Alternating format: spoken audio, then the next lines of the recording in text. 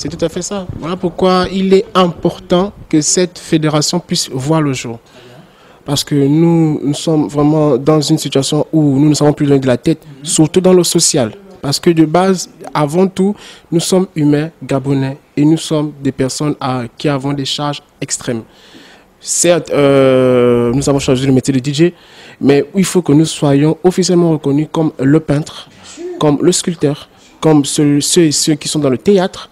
Ils sont vraiment reconnus, mais il faut qu'à ce niveau-là, on puisse battre le fer à ce que nous tous soyons officiellement reconnus sur un statut d'artiste, officiel, cacheté par la branche du ministère en question.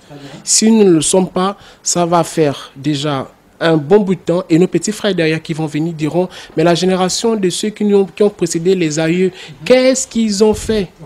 Oh, voilà pourquoi je dis merci à mon président, je dis merci à M. Urbain, je dis merci à M. Skoda et tous ceux qui nous suivent derrière pour ces initiatives-là. C'est vrai, ils disent que ça a l'air flou. Il faut comprendre qu'en tant que petit frère dans le domaine, j'ai été inspiré personnellement par DJ Flex, l'un des DJ de la Mama. Et je vous jure que de là, la façon dont il m'a formé, si je peux le dire, il m'a plongé dans la marmite, c'était assez anodin dans le sens où c'était brut. Et au fur et à mesure, au fil du temps, j'ai eu des formateurs qui se sont enchaînés. Et Dieu merci, c'était des super bons formateurs. Sur le plan pratique, maintenant, il y a eu la théorie. Maintenant, s'il faut faire un reproche sur les aînés, c'est pour dire que, bon, comme on dit, hein, on n'est pas... Déjà, il y a un problème. Le matériel des achats et tout, ça coûte vachement cher. Les aînés n'ont pas fait tout pour qu'on puisse avoir une boutique dont on peut se procurer du matériel DJ officiel.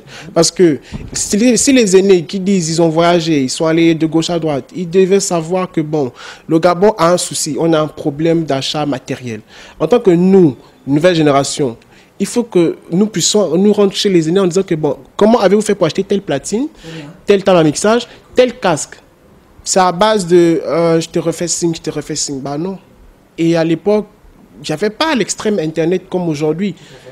On ne savait pas les rouages, comment acheter du matériel. Dieu merci, avec l'évolution de l'Internet, on a pu se former déjà nous-mêmes sur les achats. Et les aînés ne nous ont pas donné cette doc-là, si je peux le dire, de comment s'approprier un bon matériel pour qu'on puisse évoluer. Parce que vous vous rendez compte que moi, je n'ai pas le caché, je le dirai toujours assez, j'ai évolué par le virtuel.